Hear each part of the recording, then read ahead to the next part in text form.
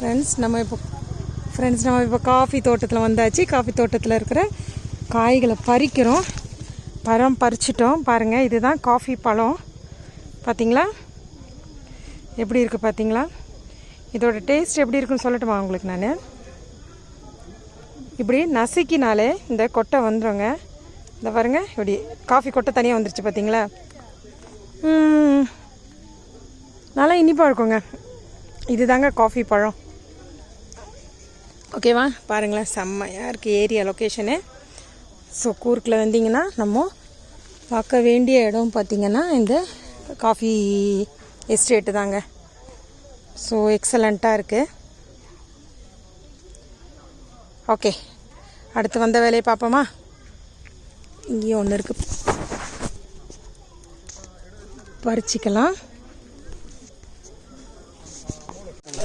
இந்த டை பண்ணதுக்கு பார்த்தீங்கன்னா இந்த மாதிரி ப்ரௌன் கலர் ஆகிடும். இந்த காஃபியை வந்துட்டு இந்த பல்பிங் மஷின் சொல்லுவாங்க. அந்த மஷினில் போட்டு இதோட கோட்டிங் மட்டும் எடுத்துட்டீங்க வந்து இந்த மாதிரி க்ரீன் காஃபி. இது நீங்கள் டைரெக்டாக கிரைண்ட் பண்ணிங்கன்னா இது க்ரீன் காஃபி. இந்த வெயிட் லாஸ், மைக்ரேன் பர்பஸ்க்கு எல்லாம் யூஸ் பண்ணுவோம். இதே பீன் வந்து இதுக்குள்ளே போடுவோம். இது வந்துட்டு 1970 மேனுவல் டைப். ஜஸ்ட் டெமோக்காக. இது வந்து பார்த்தீங்கன்னா ஃபுல்லாக மேனுவல் தான். உங்களுக்கு கரண்ட் கனெக்ஷன், கேஸ் ஒரு ஆளுக்கு. பட் இப்போ வர்றதெல்லாம் நீங்கள் எலக்ட்ரிக் டெம்பரேச்சர் செட் பண்ணுங்க, ஆட்டோமேட்டிக்காக பண்ணுவோம். பட் இது அந்த மாதிரி கேட்டால் அதான் நல்லா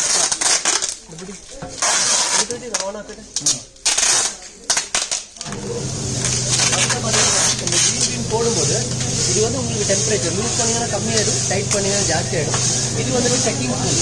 இப்போ காஃபியில் உங்களுக்கு medium roast, dark roast, double roast எல்லாமே இருக்குது. நீங்கள் எவ்வளோ வேணும் நீங்கள் மேனுவலாக தான் செக் பண்ணணும்.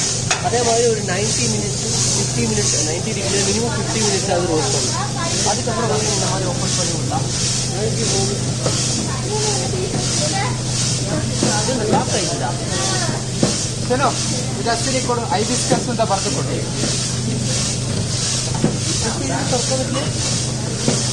இதுக்கப்புறம் தான் ஸ்மெல்லே வரும். காஃபியோட ஸ்மெல்லே பார்த்தீங்கன்னா இப்போ தான் ஸ்டார்ட் வரும். இது என்னென்னா இது சாப்பிடுவாங்க. இது சாப்பிடலாம், இது ஒன்றுமே ஆகும். இது என்னென்னா இது கூல் இது உங்களுக்கு டேரெக்டாக வந்து கிரைண்ட் பண்ண முடியாது. ஒரு 10-20 மினிட்ஸ்லாம் வந்து ஃபுல்லாக கூலாகிடும். அதுக்கப்புறம் இதே பீனை பண்ணி எடுத்து இதில் போடுவாங்க. இது பார்த்தீங்கன்னா இது கிரைண்டர். இது உங்களுக்கு அட்ஜஸ்ட் பண்ணலாம். உங்களுக்கு எவ்வளோ பவுடர் வேணும், திக்கு வேணுமா, ஃபைன் வேணுமா, எவ்வளோ கோர்ஸ் வேணும்னு சொல்லிட்டு இதில் அட்ஜஸ்ட் பண்ணலாம்.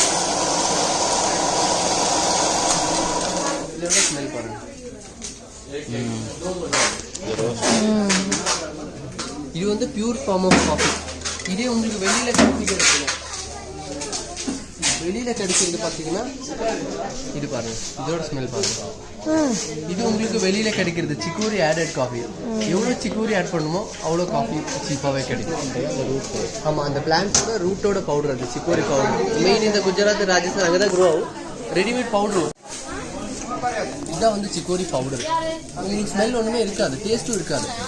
பட் அதை அப்போ ஏன் காஃபியில் போடும்போது அந்த மாதிரி அதோட பிட்டர்னஸ் கம்மியாகும். ரொபஸ்டா காஃபியில் கெஃபீன் ஜாஸ்தி இல்லை.